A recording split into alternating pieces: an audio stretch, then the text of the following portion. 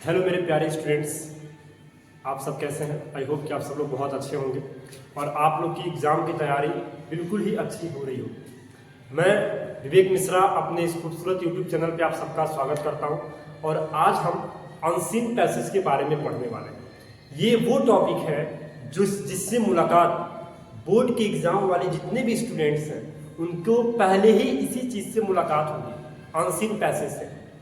वो चाहे क्लास 9 का एग्जाम दे रहे हो, क्लास 10th का एग्जाम दे रहे हो, क्लास 11th का एग्जाम दे रहे हो या फिर क्लास 12th का एग्जाम दे रहे हो, आप सभी लोगों को इस अनसीन पैसेज से मुलाकात करनी ही पड़ेगी। ठीक है। इवन अगर आप कॉम्पिटिटिव फील्ड में हैं, अगर आप कंपटीशन की तैयारी कर रहे हैं तो उसमें भी आपको अनसीन पैसेज से रिलेटेड क्वेश्चंस मिलने वाले जरूर हैं। ठीक है। तो मैं अभी आपको बताने जा रहा हूँ कि अनसीन पैसेज क्या होता है, इसको कॉम्प्रिहेंशंस भी कहते हैं और ये कितने टाइप्स के होते हैं, किस बेसिस पे इससे क्वेश्चन पूछे जाते हैं और किस तरीके से हम लोग इनको सॉल्व कर लेंगे बिल्कुल ही आसानी तरीके से। और ये जो हमारा नंबर है, देखो क्लास 9th और 10th की हम बात करें तो 20 नंबर से ये आता है, क्लास 11th 12th की हम बात करें तो 22 से 23 नंबर का ये आता है। कंपटीशन के अगर हम फील्ड में जाते हैं, कॉम्पिटिटिव वर्ल्ड में, तो वहाँ पे भैया इसका भी एक अलग ही रोल है, एक अलग ही भूमिका है और बहुत ही इम्पॉर्टेंट है ये। तो हमको अगर एक बार अच्छे से आ गया कि अनसीन पैसेज हम कैसे सॉल्व करेंगे, ये होता क्या है और किस तरीके से इससे क्वेश्चन पूछे जाते हैं, तो आप बिल्कुल ही आसानी से किसी भी फील्ड में आप जा रहे हो, इवन आप कंपटीशन का एग्जाम दे रहे हो या फिर आप बोर्ड का एग्जाम दे रहे हो, तो आपको अनसीन पैसेज से बिल्कुल ही अच्छे से छुटकारा मिल जाएगा। तो इसके लिए आपको क्या करना है, अच्छे से बातों को समझना है, आपको प्रैक्टिस करना है। आपको मैं लास्ट में बताऊंगा कि हफ्ते में आप कितनी बार इसका प्रैक्टिस करोगे ताकि आपके लिए बहुत ही आसानी हो जाएगा। ठीक है। आइए बढ़ते हैं। सबसे पहले ये हम समझते हैं कि अनसीन पैसेज होता क्या है। ठीक है। देखो अनसीन पैसेज क्या है, इसको हम कॉम्प्रिहेंशन भी बोलते हैं। इसको हम कॉम्प्रिहेंशन भी बोलते हैं। ठीक है। कई जगह पे लिखा होता है comprehension, read the following comprehension and answer the following question. आपको इसको अनसीन पैसेज भी बोलते हैं। अब इसको अनसीन इसलिए बोला जाता है क्योंकि ये आपके बताए गए या फिर आपको एक कोई ऐसी किताब नहीं दी जाएगी जिसमें बोला जाएगा कि ये सारे अनसीन पैसेज हैं और इसी में से एक अनसीन पैसेज आपके एग्जाम में आने वाला है। नहीं, ऐसा कुछ भी नहीं होता, इसीलिए इसको अनसीन पैसेज बोला जाता है। इसमें आपका आईक्यू लेवल चेक किया जाता है कि क्या आप दिए गए क्वेश्चंस में से आंसर को फाइंड कर ले रहे हो या फिर नहीं कर पा रहे हो। समझ में आ रहा? इसमें आपका अच्छे से आईक्यू लेवल टेस्ट किया जाता है, इसीलिए इसको बोलते हैं अनसीन पैसेज। मतलब अगर हम बात करें, एक एवरेज बात करें, तो कम से कम 15 नंबर से ऊपर ही 15 नंबर से ऊपर ही इससे क्वेश्चन पूछे जाते हैं। याद रखिएगा, 15 नंबर से ऊपर ही इससे क्वेश्चन पूछे जाते हैं। एक बात हमेशा याद रखिए। तो हम अगर बात करें क्लास 9th और 10th का सीबीएसई बोर्ड की अगर हम बात करें तो कम से कम 20 नंबर का क्वेश्चन इससे पूछेगा। 2 अनसीन पैसेज दिया रहता है। 11th की हम बात करें 22, 12th की हम बात करें 22। इस तरीके से ये एक ऐसा नंबर गेन करता है जो आपके लिए बहुत इंपॉर्टेंट है और ये सेक्शन ए में ही पूछा जाता है। ये सेक्शन ए में ही पूछा जाता है, कॉम्प्रिहेंशन या फिर अनसीन पैसेज। ठीक है। आगे बढ़ते हैं। अब हम ये जानेंगे कि कॉम्प्रिहेंशन के टाइप्स कितने होते हैं, अनसीन पैसेज के टाइप्स कितने होते हैं। तो अनसीन पैसेज के 2 टाइप्स होते हैं। देखिए ध्यान से, अनसीन पैसेज के कितने टाइप्स होते हैं? 2 टाइप्स होते हैं। एक को बोलते हैं हम डिस्कर्सिव, एक को बोलते हैं डिस्कर्सिव पैसेज और दूसरे को बोलते हैं हम फैक्चुअल पैसेज। क्या बोलते हैं? Factual passage. एक को डिस्कर्सिव पैसेज बोला जाता है और दूसरे को फैक्चुअल पैसेज बोला जाता है। ठीक है। फिर ध्यान दीजिए, अनसीन पैसेज 2 तरीके का होता है, एक होता है डिस्कर्सिव पैसेज और एक होता है फैक्चुअल पैसेज। अब सबसे बड़ी बात यह है कि क्या जो बोर्ड में अनसीन पैसेज दिया जाता है वो दोनों डिस्कर्सिव दे दी जाती है या फिर दोनों फैक्चुअल दी जाती है या फिर मिक्सअप दे दिया जाता है। तो इसको जांचने का भी मैं आपको अच्छे से बता दे रहा हूं, लेकिन उसके पहले आपको यह जानना पड़ेगा कि डिस्कर्सिव पैसेज क्या होता है और फैक्चुअल पैसेज होता क्या है। आइए, जो डिस्कर्सिव पैसेज होता है उसमें थोड़ा सा रीजन टाइप का क्वेश्चन पूछा जाता है। क्या पूछा जाता है? डिस्कर्सिव पैसेज में रीजन टाइप का क्वेश्चन पूछा जाता है, जैसे such as how, why, what. इस तरीके से अगर क्वेश्चन पूछा जा रहा है तो आपको याद कर लेना, अभी याद कर लो कि ऐसे पैसेज को हम डिस्कर्सिव पैसेज कहते हैं। क्या कहते हैं? डिस्कर्सिव पैसेज कहते हैं। अगर अनसीन पैसेज में हाउ, व्हाई, व्हाट से क्वेश्चन पूछा जा रहा है तो उसको डिस्कर्सिव पैसेज की श्रेणी में लाते हैं। नेक्स्ट, फैक्चुअल पैसेज क्या होता है? तो फैक्ट, देखो इसको थोड़ा सा अंदर कर लो, इसको हम बोलेंगे फैक्ट। फैक्ट से बना है फैक्चुअल, ठीक है ना। तो इसमें जैसे व्हेन से क्वेश्चन पूछ सकता है, आपका वेयर से क्वेश्चन पूछ सकता है, आपका विच से क्वेश्चन पूछ सकता है, आपका हु से क्वेश्चन पूछ सकता है। ध्यान दीजिएगा, व्हेन, वेयर, विच, हु, अगर इस तरीके से क्वेश्चन पूछा जा रहा है मींस वो हमारा फैक्चुअल पैसेज है, ठीक है। फिर से एक बार हम समझ लेते हैं। कॉम्प्रिहेंशन के दो टाइप्स होते हैं, अनसीन पैसेज के दो टाइप्स होते हैं। एक को डिस्कर्सिव पैसेज बोला जाता है, दूसरे को फैक्चुअल पैसेज बोला जाता है। डिस्कर्सिव पैसेज में क्वेश्चन जो होता है हाउ, व्हाई, व्हाट तरीके से क्वेश्चन पूछा जाता है, और फैक्चुअल पैसेज में व्हेन, वेयर, विच, हु, इस तरीके से, मतलब जो एक वर्ड में अगर आप जवाब दे देते हैं तो वो हमारा फैक्चुअल पैसेज के अंतर्गत में आता है, ठीक है। तो ये तो हो गया कि हमारा कितने टाइप्स के पैसेज, अनसीन पैसेज आते हैं।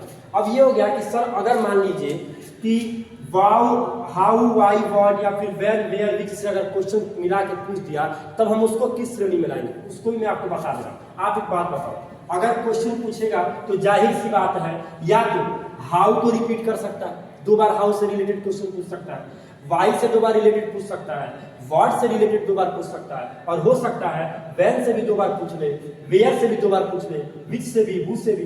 तो मैं ये कहता हूं कि आप चेक करो कि क्या डिस्कर्सिव वाले क्वेश्चन वर्ड से ज्यादा पूछा है।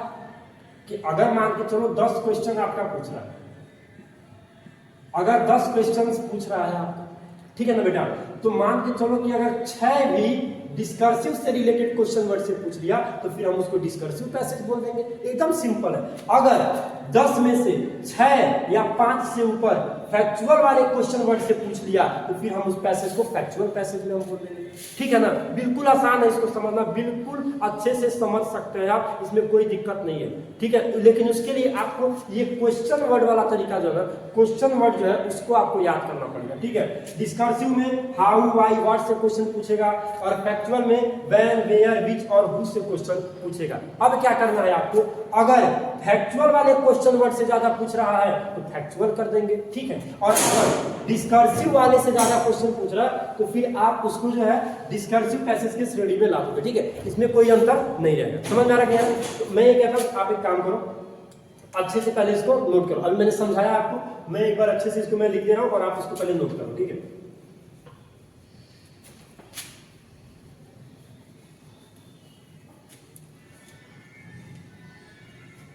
ठीक है, देखो मैंने क्या बताया था आपसे कि 2 तरीके का होता है, एक को कहते हैं डिस्कर्सिव और एक को कहते हैं फैक्चुअल, ठीक है।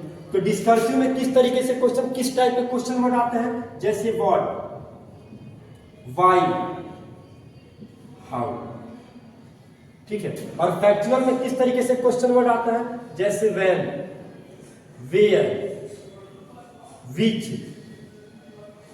हु, ये बहुत सिंपल। आप इसको नोट कर लो पहले, ये आपके लिए बहुत बेनिफिशियल होने वाला है, इसको नोट करो।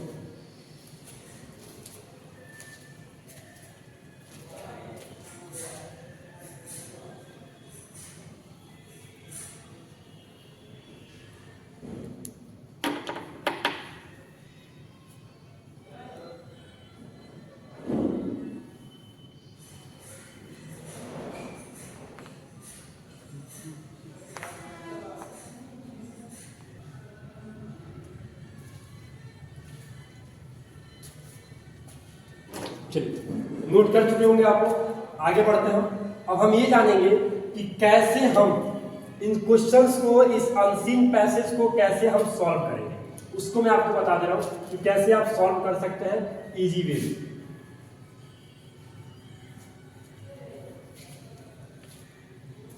देखिए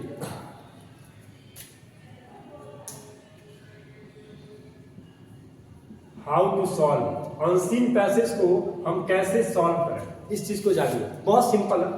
देखो मैं क्या करता हूं, क्वेश्चन को डिवाइड कर देता हूं। अब बहुत सारा तरीका है, लोग अच्छे अलग अलग तरीका बताते हैं सॉल्व करने का, एक मेरा भी तरीका मान के चलो और देखो कैसे सॉल्व करेंगे। अगर मैं एक बात बताऊं, टोटल अगर आपसे 10 क्वेश्चन पूछ रहा है, ठीक है, और पैराग्राफ, कितने पैराग्राफ में अनसीन पैसेज दिया है, तो मान के चलो कि 10 पैरा में दे दिया, हो सकता है 8 ही पैरा में दे दिया, ठीक है। अब क्वेश्चन 10 है और पैराग्राफ मैं पहले 10 लेके चलता हूं, ठीक है। पहले समझो कि मान के चलो कि तुम्हारा अनसीन पैसेज 10 पैराग्राफ में है और क्वेश्चन भी तुमसे 10 पूछा है, मतलब कि एक चीज तो कंफर्म है, जरूरी ये भी नहीं है कि एक पैराग्राफ से एक क्वेश्चन उठाया है, समझ में आ रहा है, या फिर जरूरी ये भी नहीं है कि एक से एक नहीं उठाया हो, दोनों कंपल्सरी, दो मतलब हम ये कह सकते हैं कि दोनों ऑप्शन में हो सकता है, दोनों मानते हो सकता है। तो अगर मैं इस क्वेश्चन को डिवाइड करूं तो 5-5 क्वेश्चन हमारा 50-50% में आएगा कि 5 क्वेश्चन ऊपर 5 क्वेश्चन नीचे, हाँ। और इस पैराग्राफ को भी अगर हम डिवाइड कर दें तो 5-5 पैराग्राफ में हम डिवाइड कर दें। अब एक चीज तो कंफर्म है, ऊपर के जितने भी ये 5 पैराग्राफ है उसमें हम 1 से लेके 4 क्वेश्चन तक का आंसर देखेंगे, डाउटलेस, आज ही कंफर्म कर दें। मैं फिर बता रहा हूं कि ऊपर के 5 के पैराग्राफ में 1 to 5 में हम 1 से लेके 4 तरीके का 1 से लेके 4th नंबर तक के क्वेश्चन का आंसर हम 1 से लेके 5th पैराग्राफ में हम देखेंगे, ठीक है ना।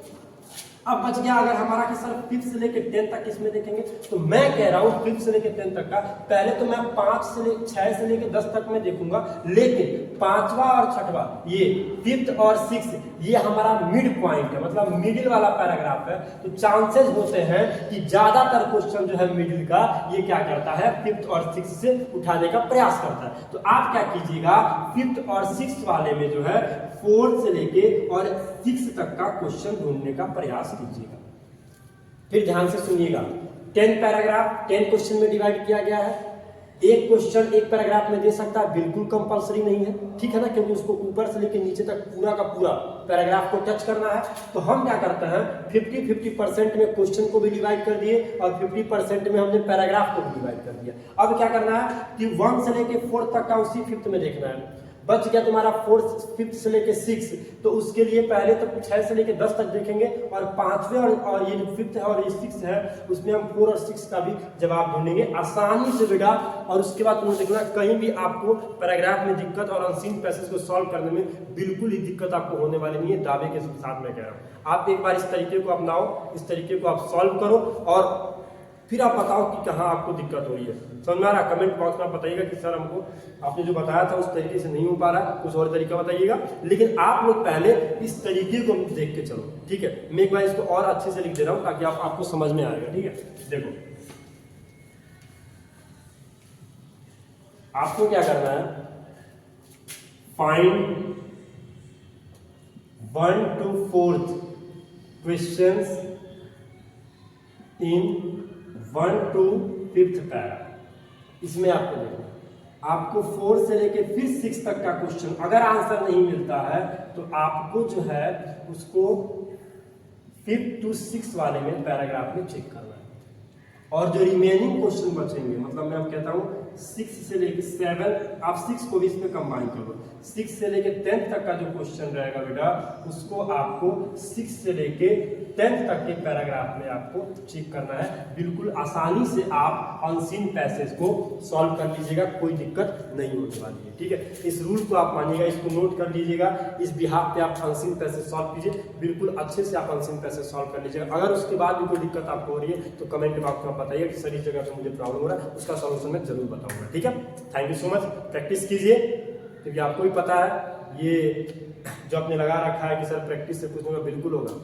देखो कहते हैं ना कि नेचर और सिग्नेचर किसी का बदला नहीं जा सकता है, सब कुछ पॉसिबल है इस दुनिया में। किसी ने सही कहा है कि जब उंगली पे चोट लगती है तो सिग्नेचर भी बदल जाता है और जब दिल पे चोट लगती है तो नेचर भी बदल जाता है।